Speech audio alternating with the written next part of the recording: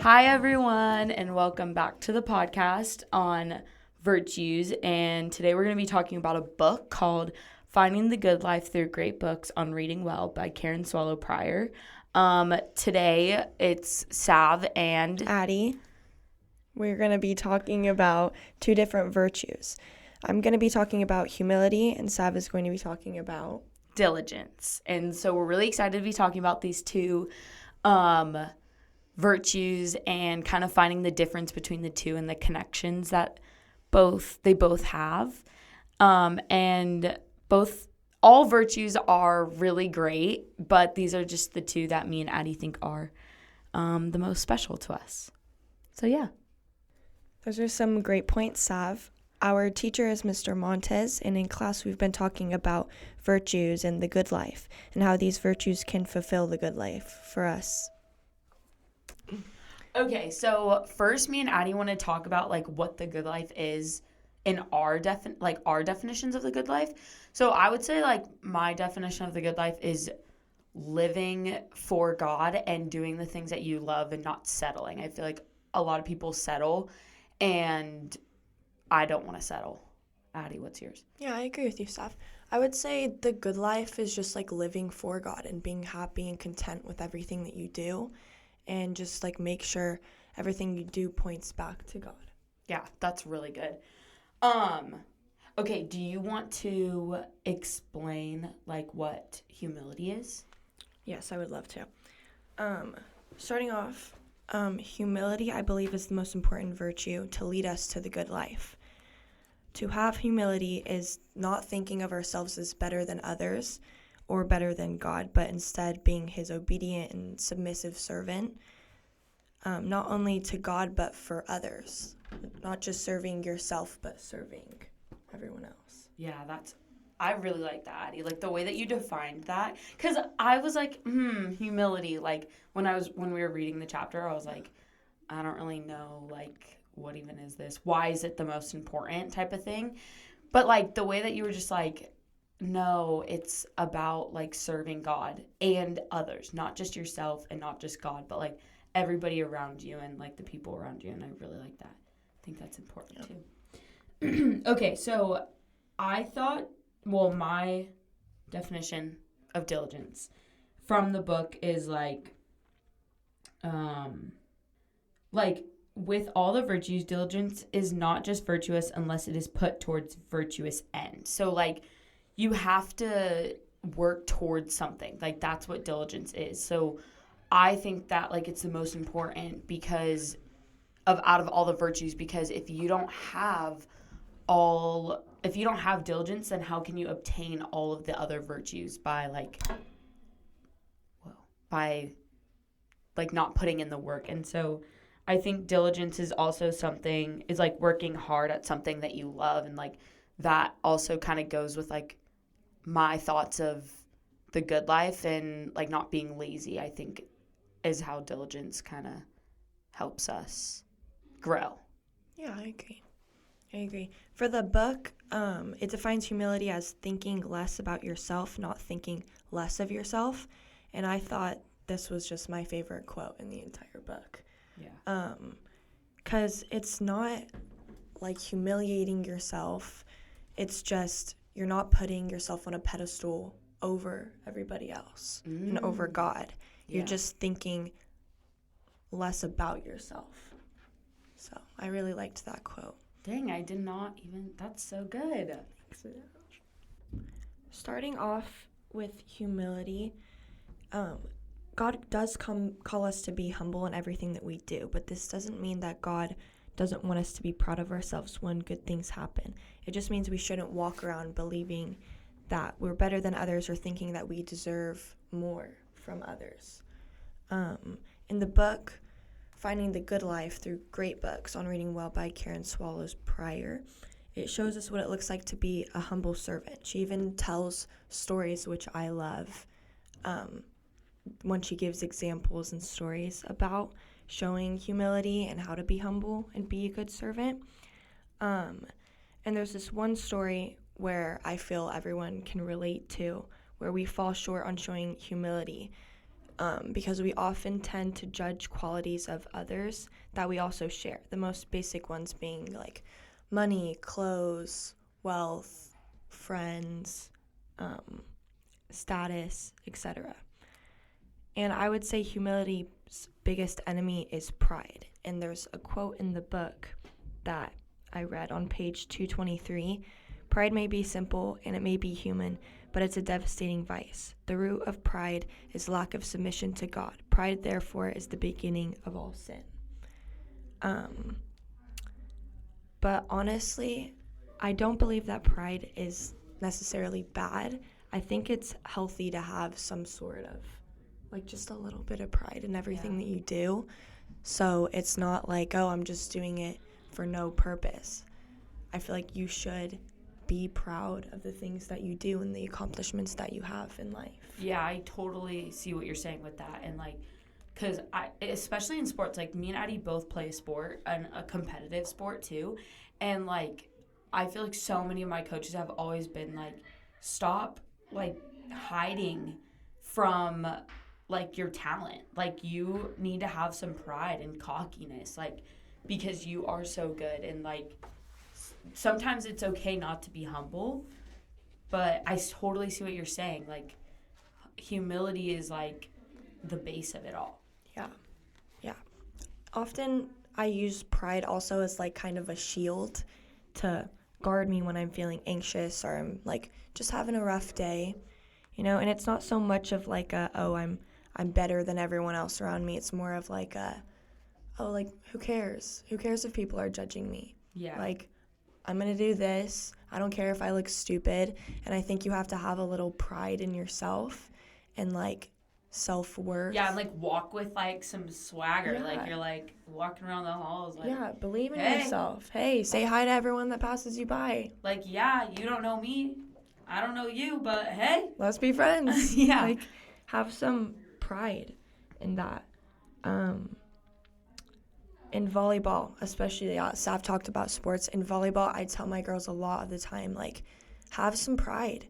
Like, Yeah. especially, we had a game against Pacifica, was the last game we played, and we lost the first set. And that just took me by surprise, coming from beating Dana in 4 and then losing the first set to Pacifica. I was like, guys, like, what's going on? Have some pride.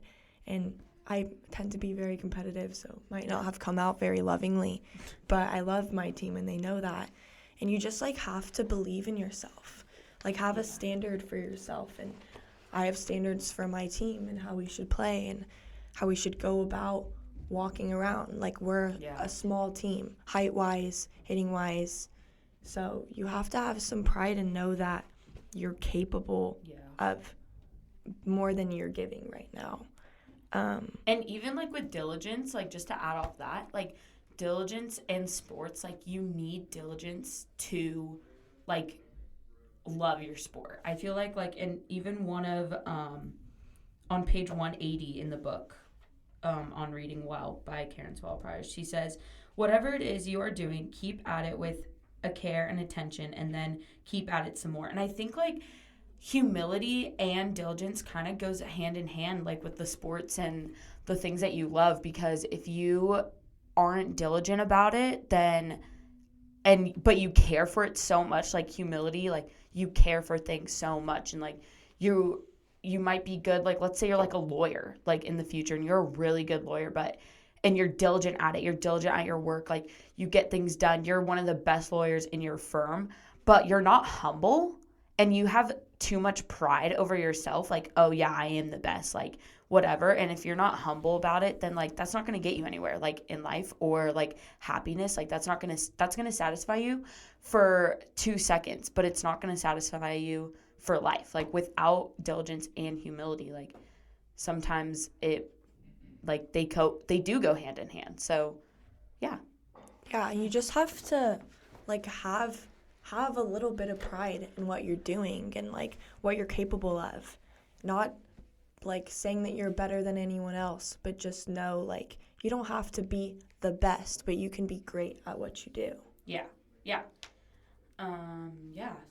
So like with diligence and stuff, like I would say it really just, like, the thing that I loved so much about diligence is, like, since I do play a sport, like, I've realized that diligence makes you push yourself to become the better version of ourselves, and like learning and practicing the other virtues, and that makes us become a better person, like learning the virtues, because without these virtues, like, we can't obtain the good life. And I think that without diligence we can't use these other virtues, because we're not practicing them like well enough. And so one of the quotes, it was from The Power of Diligence, Achieving Success Through Perseverance. And it says, like, you develop expertise in your chosen field by constantly putting in the work, which opens up new opportunities. And I just said, like, I think that this quote fits perfectly into diligence, because if you truly want to be successful in anything that you do, schoolwork, sports, like life, being a mom, like for me and Addie, or a dad or whatever, like, you have to put in the work. Like, and so I think, like, even too, like, along with the, like, diligence is a part of your whole life, like, especially in Christians too. Like, to be diligent as a Christian, like, you have to put in the work and read your Bible every single day, go to church, and like live for God, serving God. And that takes time and that takes diligence, like, to do that. If you want to be like a servant of God, you have to be diligent in what you're doing. Yeah, and like, it won't come easy. You have to put the work in Yeah. for something that you feel is important, especially the part you said about just like being a Christian and going to church, and there are going to be some days when you don't necessarily want to go, and you just have to know your end goal, be diligent, and work hard for what you want. Yeah, with, like, especially with your relationship with Christ. And sometimes, like, we have to be careful that we're not like she says, like, Christians have to work hard, but also carefully. The essence of diligence, even the smallest error can and do have disaster effects. Like, if we, like, in the Bible, if we're like reading scripture and we just go off topic and we think, like, no, this is what I want to hear, but like, we're still being diligent, but this is what I want to hear from God, not what God wants me to hear. Like, just putting in the work and being diligent to be a Christian is so important, I think. I agree. Yep. I'm loving your points, Savannah. Just going back to humility and why I believe it is the most important virtue to find the good life.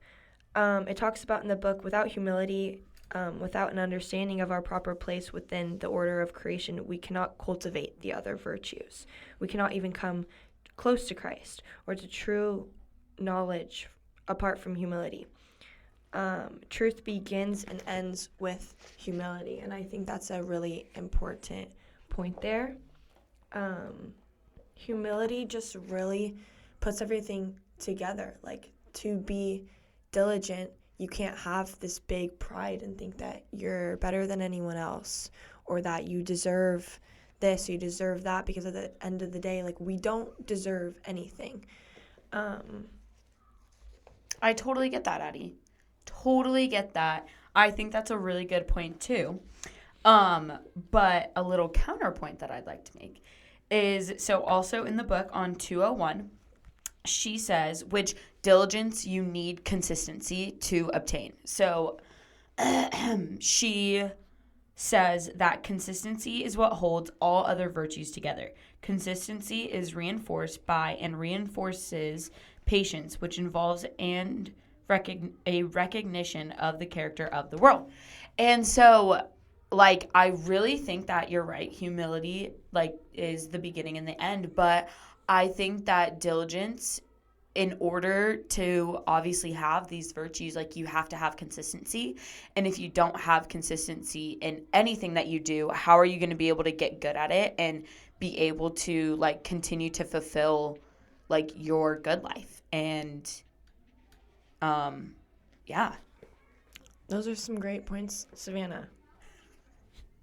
Another part of like what she talks about in the diligence chapter is patience. And I think that like patience and diligence obviously go together, because without consistency, like if you don't have patience, then you can't be consistent. Like that's just inevitable. Like to obtain consistency, it takes a long time. Like to gain a new habit takes like 30 days, but you have to consistently do it. And that's like patience. And having patience too with Christ is super important, especially if you've been praying about something. Like I know like I have been praying about something for the longest time, and my like the difficult thing for me right now is to be patient and waiting for God to like fulfill that for me. And so like, but me being diligent and like talking to the Lord every night and reading the Bible every night like is so important with patience and consistency. Going back to my chapter about humility, it talks about how humility and humiliation go hand in hand. But as much as humility frees us from condemning ourselves, it also frees us from condemning others. And by gaining humility is like knowing who we are and being satisfied with what we are and what we have to give, not looking at other people and saying like, oh, well, like they can do this, they can do that, and I can't. It's like focus on what you have to offer and what you have to give, because everyone has different qualities for different reasons and for different purposes, and there are some things that you have that others don't. And it isn't about degrading yourself. It's about knowing who we are and who we were created to be, and just focusing on that. Yeah, that's really good. Something too that I noticed kind of about like diligence and how like humility, it's like opposite negative thing is pride. Like something with diligence that is kind of negative is sometimes you could have something called an obsessive, like not obsessive, like OCD or sloth, and like or even like excessively working too hard because you're so diligent in your work, like, and that can cause like, especially the working too hard thing can cause like pain for your family. Like I know I have like a lot of friends where their parents, all they do is work, and like they never as a child like got to see their dad or their mom because they were always working. And so like that's like, I think all these virtues sometimes have like a negative thing, but you just have to make sure that you recognize that, and like while you're obtaining these virtues, like recognize that and be like, is this something that I want in my life? Like for diligence, do you want to constantly be working, yes, for your family, but not getting to see your family? Like that to me is nothing like the good life. Like the good life is, yes, working hard and doing your work, but it's also having a family and like being with your family. Yeah, I remember reading that in the chapter when it talked about, like OCD is just like an obsessive disorder, and like there's a difference of being diligent and then doing too much. To be diligent is like having that equal balance of like not laziness, but not being too much, Excessive. doing too much. Yeah, excessive work. Yeah, totally get that. So being diligent is just like that right in the middle of it. Yeah. And then like I even think diligence though, it also really helps in like relationships. Like we see like in a relationship, not just friends, but also like partners, like you have to be diligent and caring about them and like putting in the efforts every single day to be with this person, because this could potentially be somebody that you love. And like a friendship wise, like you have to put in the effort with each other, like listening to each other's problems and just working together. Yeah, going off of that, like I agree. I feel like diligence and humility would be like are the most important, especially in relationships, like obviously love is very important, but also like diligence is consistency. And like when you're in a relationship with someone, like it's like fighting through the rough times and like being there for the good. Like they go hand in hand, and showing humility towards your partner when even if it's not a big thing for you, but clearly it's a big thing for them, you have to just be humble in that and like sit in the hard with them and be there for them. And I think humility is just like a virtue that really strengthens relationships also. Yeah, agreed. Like, and that's kind of our take on diligence and humility. And we both agreed to disagree with both of ours. And we both agreed that diligence and humility can go together really well, too. Yeah. And so, yeah. Thanks, guys. Hope you guys enjoyed. Hope you enjoyed our podcast with Savannah and Addie. Yeah. And we'll talk to you next time. Bye-bye.